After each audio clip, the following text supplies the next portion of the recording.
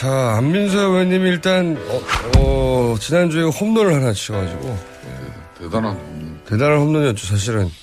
아무도 생각하지 못했던 거를. 그렇습니다. 정말 안민석의 의원의 입에 뭐 그냥 대한민국 사법부의 그냥 재판부의 담당 판사가 박히는 이런 상황이 됐어요. 그러니까 삼성 이재용 부회장 사건 가장 큰 사건 중에 하나의 담당 부장판사가 재배당이 됐습니다. 제5회관 625가 박근혜 대통령이 쓰던 방이지 않습니까? 그분이 받아야 됐던 우주의 길을 제가 다 받으니까 이런 것들이 오늘 아침 되면은 눈 뜨면서 네, 또 생각이 나고 연결이 탁탁탁 되고 그런데 문제는 재미있는 것은 저는 그 주심 부장판사를 교체하라고 주장한 적이 없어요. 지난주에. 그냥 이러이러한 관계라서 공정한 재판에 의심된다라고 했어요. 그 말이 교체하라는 재배당하라는 얘기죠. 저는 결코 그렇게 한 이야기. 재배당된 게 마음에 안 드십니까? 근데 왜 재배당했는지는 모르겠어요. 하루 만에 네. 재배당을 했는데 스스로 물러갔다고 스스로 재배당을 요청했다고 제가 파악을 해보니까 네. 해방 이후에 이렇게 야당 국회의원이 이야기를 해서 판사가 재배당된 게 해방 헌정사상 최초 아니 당군 이래 당군 이래 처음이라고. 저 말은 이제 자아자찬인데 그렇죠. 그만큼 네. 이제 우리 안민석 의원의 그런데 한마디가 이게 큰 이제 사회적 파장을 일으키고 이 주심 판사의 방망이에 따라서 이재용이가 무죄가 되느냐 무기징역이 되느냐지 않습니까? 그러면은 박근혜도 똑같은 결과거든요. 그러한 주심 판사가 어떻게 최순실 쪽하고 관련 있는 사람이 배정이 됐는지. 우연이라면 엄청난 우연이긴 제가 하죠. 일주일 전에 말씀드렸지만은 이게 우연의 일치일지 아닐지 대해서 우린 대한민국의 정의로운 기자들이 취재를 해야 돼요. 근데 제가 알기로 네. 각 언론사에서 몇몇 정의로운 기자들 취재를 했어요. 네. 근데 데스크에서 취재해서 뭔가 나온 게 있답니까? 그것을 저하고 맞춰보니까 거의 비슷해요. 비슷한데, 네. 데스크에서 좀 세게 이걸 막는 것 같아요. 그 왜 막는지는 아마 각 언론사에서 삼성으로부터 이 광고를 많이 받는 모양이죠. 아니 이제 매주 수요일 날 오후 되면은 네. 국회에 출입하는 많은 제가 좀 친분 있는 기자들 중에는 안민석 의원이 내일 아침 방송에서 또 무슨 이야기를 꺼낸대요. 이렇게 묻는 기자들이 있어요. 자, 근데 이제 한결같은 문제는 안민석 의원은 이 방송에서 항상 의혹과 문제 제기만 툭 던져놓으면은 뭐 바로 근데 그동안은 제가 문제가 해결이 되고 제가 폭주가 하나 축 쏘면은 네. 정의로운 기자들이 디테일하게 쫙 취재해가지고 보도를 했는데 유독 이건 후속 취재가 없다. 이번만큼은 후속 취재는 있었던 것 같은데 후속 보도가 안 나온다. 그러니까 제가 여러 좀 정의로운 기자들한테 네. 이야기를 했어요. 그동안 이제 이 최순실 퍼즐을 맞춰온 몇몇 기자들이 있거든요. 네. 제가 포인트를 줬어요. 이게 왜 이영훈 부장판사로 배정이 됐는지 네. 처음에 이제 조희연 부장판사 했다가 넘어간 거거든요. 그때는 뭐 당연한 재배당이었고요. 그러니까 영장. 근데 이 과정에서 어떻게 해서 이영훈 부장판사가 됐는지 여기에 대해서 이건 한번 살펴봐야 된다. 두 번째로 한 달 전에 수원에서 서울중앙지방법원으로 이영훈 판사가 발령이 나거든요. 한 달 전에. 이것도 한번 좀 봐야 된다. 그다음에 세 번째 15년 2월에 이영훈 부장판사가 전산관리국장이 돼요. 이게 일반 판사에서 고등판사로 가는 아주 길목에 있는 아주 노른자의 보직이에요. 15년 2월이면은 최순실의 국정농단이 한참 기승을 부릴 때거든요. 이게 무슨 뭐가 있는지 이거 한번 추적해야 된다. 세 번째까지는 너무 많이 하시는 거 아닙니까? 아니 근데 항상 이제는 너무 많이 하시면 저는 좋습니다만은. 근데 묘하게도 과연 그럴까 말도 안 돼라는 게 나중에 다 사실로 나타나잖아요. 그렇긴 합니다. 이때까지는. 아니 김어준 우리 당대의 이 정치평론가인 김어준 총수도 11월 달에 제가 박근혜 대통령의 대포폰 이야기를 했을 때 방송 끝나고 난 다음에 저한테 얼마나 이 핀잔을 줬어요. 기억나지 않는데요. 저는 네. 대부분 사용한다고 생각하고 있었는데요. 그렇게 말씀하시면 안 되죠. 자, 아무튼 네. 이 판사 관련된 것들이 이후에 또 다시 배정이 다른 판사 됐지만은 그분도 주진우 기자 이야기로는 뭐 일배라고 그러던데 일배 판사라고 그러던데 그렇게까지는 그게 아니에요. 저 우리 그렇죠. 안민석 근데 또 의원께서 일각에서는 뭐 그럼 지난번 너무 많이 판결에 많이 나가지 아니, 마시고 주진우 기자 이야기가 그렇다고 하니까는요. 안민석 그러니까 의원께서는 제 이야기의 그건 본질은 아닐 텐데요. 이후에 재판을 우리 국민들이 두 눈 부릅뜨고 지켜봐야 된다. 그 말씀 드리는 거예요. 안민석 의원께서는 좀 많은 제보도 받고 또 이렇게 문제 제기가 이루어지고 또 언론 취재가 뒤따르게 돼 있는데 좀 그런 상황을 폭넓은 언론층에게 이렇게 공감이 이루어지고 저는 우리나라 이 사법부 그 일배 판사들한테 그 판사들한테 있어요, 제가 일부. 직접 제가 당했어요. 2008년도에 그 쇠고기 강호병 뭐 수입 반대 그 촛불 그런 그 기간이 몇 달 동안 있었잖아요. 제가 5명 경찰들한테 집회 현장에서 몰매를 당했어요. 무슨 몰매를요? 아니 집회 현장에서 제가 그 당시에 엉켜가지고 국민보호단장이었거든요. 몰매를 맞았다는데. 그래서 아무튼 그 상황에서 그래서 저는 억울한 제가 피해자였는데 경찰이 자기들이 역으로 자기들이 저한테 폭행을 당했다고 고발을 했어요. 자기들이 저한테 와가지고 잘못했던 그 억울함 때문에 지금 판사 아니 그래서 재판을 판사들을 했는데 못 살게 보시려고 하는 거예요? 재판을 했는데 정말 제가 가해자가 되고 경찰이 피해자가 되는 대법까지 갔어요. 그냥 알겠습니다. 벌금을 300만 원 받았어요. 의원님 알겠습니다. 저 억가심정이 있어요. 억가심정이 그렇다고 이런 장소에서 근데 대한민국 판사들 그 똑똑한 판사들이 어떻게 가해자와 피해자를 이렇게 바꿀까 제가 체험을 그 했어요. 문제로 인해 가지고 저 정도가 이런데 우리나라 힘없는 국민들이 얼마나 이 부당한 판결을 받을 수가 있겠어요. 현역 국회의원도 억울한 판사들이 잘 하셔야 돼요. 억울한 걸 잘 물론 대부분은 잘 하시지만은 일부 썩은 판사들이 있단 말이에요. 또 발언이 또 이영훈 부장판사가 이게 우연일치인지 아닌지 사법부가 이거 밝혀줘야 될 거 아닙니까? 우연은 대단한 우연이라면 대단한 우연이긴 합니다. 자, 우연이라고 칩시다. 예. 우연이라고 칩시다. 대단한 우연도 일어나죠, 실제로. 일어나는데 하여튼 대단한 우연이 일어났다.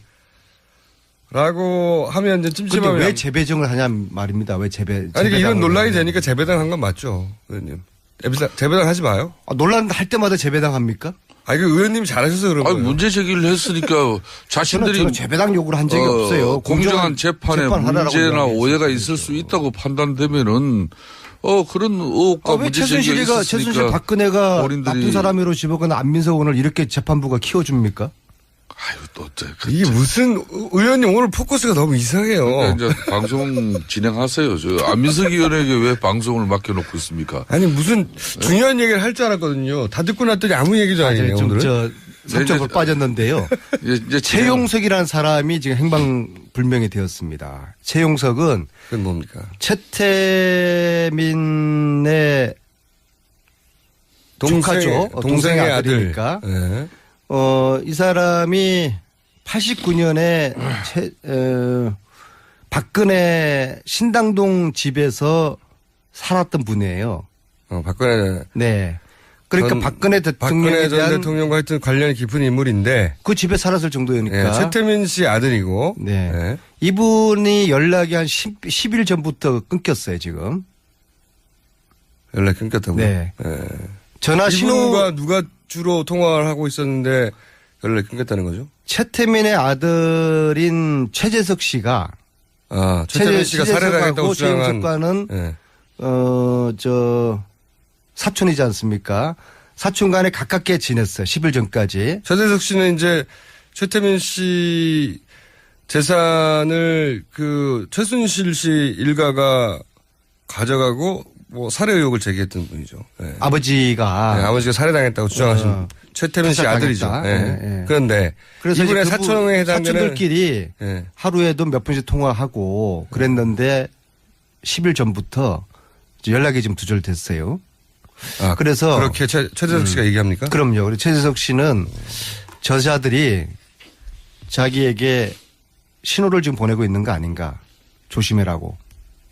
그렇게 의심을 하는데 어쨌거나 이 방송을 들으시는 대한민국 500만 국민이 듣고 있는 이 김어준의 뉴스공장을 들으시는 최용석 씨 아니면 주위의 사람들이 제보를 해 주셔야 됩니다. 최용석 씨가 갑자기 사라졌다? 네네. 만약에 앞으로 일주일 동안에도 그분이 연락이 없으면은 이거는 경찰이 실종으로 단정하고 여기에 대한 수사를 해야 될 것 같습니다. 박근혜 전 대통령 신당동 자택에 살았던 아주 가까운 최재덕 씨의 사촌 동생이자 최태민 씨의 아들 이분이 열흘 전부터 갑자기 모든 연락이 끊어졌다 이거네요.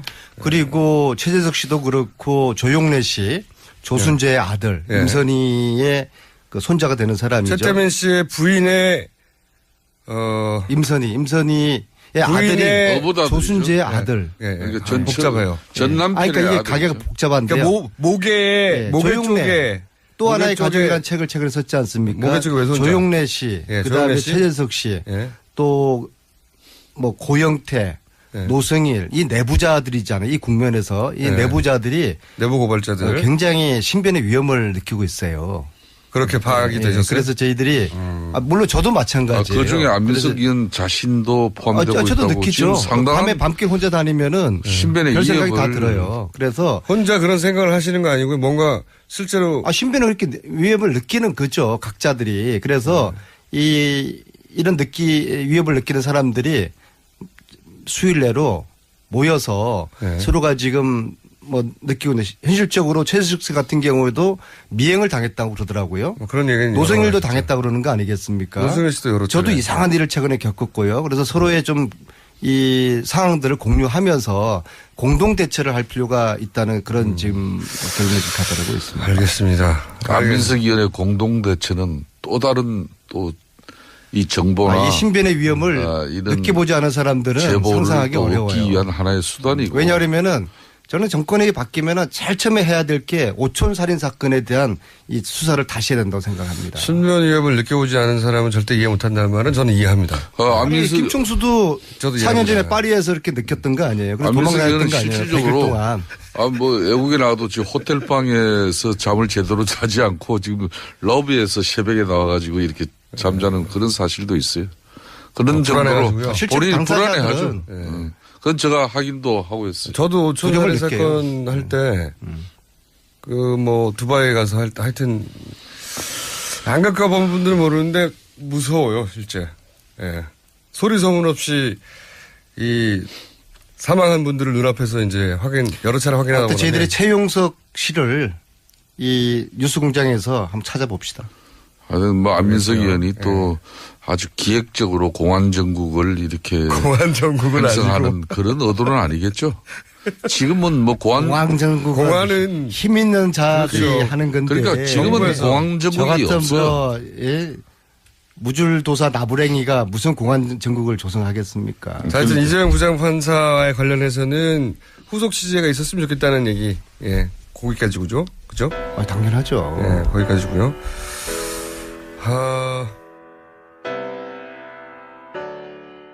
이 됐는지 우연이라면 엄청난 우연이긴 제가 하죠. 일주일 전에 말씀드렸지만은 이게 우연의 일치일지 아닐지 대해서 우리 대한민국의 정의로운 기자들이 취재를 해야 돼요. 근데 제가 알기로 각 언론사에서 몇몇 정의로운 기자들이 취재를 했어요. 근데 데스크에서 취재해서 뭔가 나온 게 있답니까?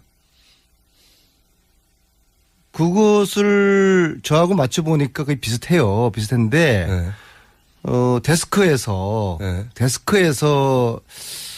좀 세게 이걸 막는 것 같아요. 그 왜 막는지는 아마 각 언론사에서 삼성으로부터 이 광고를 많이 받는 모양이죠. 아니 이제 매주 수요일 날 오후 되면은 국회에 출입하는 많은 제가 좀 친분 있는 기자들 중에는 안민석 의원이 내일 아침 방송에서 또 무슨 이야기를 꺼낸대요. 이렇게 묻는 기자들이 있어요. 자, 근데 이제 한결같은 문제는 안민석 의원은 자, 안민석 의원님이 일단 지난주에 홈런을 하나 치셔가지고 대단한 홈런이었죠. 사실은 아무도 생각하지 못했던 거를. 그렇습니다. 정말 안민석 의원의 입에 뭐 그냥 대한민국 사법부에 그냥 재판부에 담당 판사가 바뀌는 이런 상황이 됐어요. 그러니까 삼성 이재용 부회장 사건 가장 큰 사건 중에 하나의 담당 부장판사가 재배당이 됐습니다. 제5회관 625가 박근혜 대통령이 쓰던 방이지 않습니까? 그분이 받아야 됐던 우주의 길을 제가 다 받으니까 이런 것들이 오늘 아침 되면은 눈 뜨면서 네, 기가 또 생각이 나고 연결이 탁탁탁 되고 그런데 문제는 재미있는 것은 저는 그 주심 부장판사를 교체하라고 주장한 적이 없어요. 지난주에. 그냥 이러이러한 관계라서 공정한 재판이 의심된다라고 했어요. 그 말이면 교체하라는 재배당하라는 얘기죠. 저는 결코 그렇게 한 이야기는 좀 재배당 된 게 마음에 안 드십니까? 근데 왜 재배당했는지는 모르겠어요. 하루 만에 네. 재배당을 했는데 스스로 물러갔다고 스스로 재배당을 요청했다고 제가 파악을 해보니까 네. 해방 이후에 이렇게 야당 국회의원이 이야기를 해서 판사가 재배당된 게 해방 헌정사상 최초. 아니 당군 이래 처음이라 당군 이래 처음이라고. 저 말은 이제 자아자찬인데 그렇죠. 그만큼 네. 이제 우리 안민석 의원의 그런데 한마디가 이게 큰 이제 사회적 파장을 일으킨다는 파장을 일으키고 이 주심 판사의 방망이에 따라서 이재용이가 무죄가 되느냐 무기징역이 되느냐 하지 않습니까? 그러면은 박근혜도 똑같은 결과거든요. 그러한 주심 판사가 어떻게 최순실 쪽하고 관련 있는 사람이 배제된다. 그다음 세 번째 15년 2월에 이영훈 부장판사가 전산관리국장이 돼요. 이게 네. 일반 판사에서 고등판사로 가는 아주 길목에 있는 아주 노른자의 보직이에요. 네. 15년 2월이면은 최순실의 국정농단이 한참 기승을 부릴 때거든요. 이게 무슨 뭐가 있는지 이거 한번 추적해야 된다. 세 번째까지는 너무 많이 가시는 거 아닙니까? 아니 근데 항상 이제는 너무 많이 가시면 저는 좋습니다만은. 근데 묘하게도 예. 과연 그럴까 말도 안 돼라는 게 나중에 다 사실로 그렇긴 나타나잖아요. 합니다. 이때까지는. 아니 김어준 우리 당대의 이 정치평론가 인 김어준 총수도 11월 달에 제가 박근혜 대통령의 대포폰 이야기를 했을 때 방송 끝나고 난 다음에 저한테 얼마나 이 핀잔을 줬어요. 기억나지 않는데요. 저는 네. 대포폰 사용한다고 생각하고 있었는데요. 그렇게 말씀하시면 안 되죠. 자, 아무튼 네. 이 방송에서 항상 의혹과 문제 제기만 툭 던져놓으면은 뭐 바로 근데 그동안은 제가 문제가 해결이 되고 제가 폭죽을 하나 축 쏘면은 네. 정의로운 기자들이 디테일하게 쫙 취재해가지고 보도를 했는데 유독 이건 후속 취재가 없다. 이번만큼은 후속 취재는 있었던 것 같은데 후속 보도가 안 나온다. 아까 제가 여러 좀 정의로운 기자들한테 이야기를 했어요. 그동안 이제 이 최순실 퍼즐을 맞춰온 몇몇 기자들이 있거든요. 네. 제가 포인트를 줬어요. 이게 왜 이영훈 부장판사로 배정이 됐는지 네. 처음에 이제 조희연 부장판사 했다가 넘어간 거거든요. 그때는 뭐 당연한 재배당이었고요. 그러니까 영장. 근데 이 과정에서 어떻게 해서 이영훈 부장판사가 됐는지 여기에 대해서 이건 한번 살펴봐야 된다. 두 번째로 한 달 전에 수원에서 서울중앙지방법원으로 이영훈 판사가 발령이 나거든요. 한 달 전에. 이것도 발령도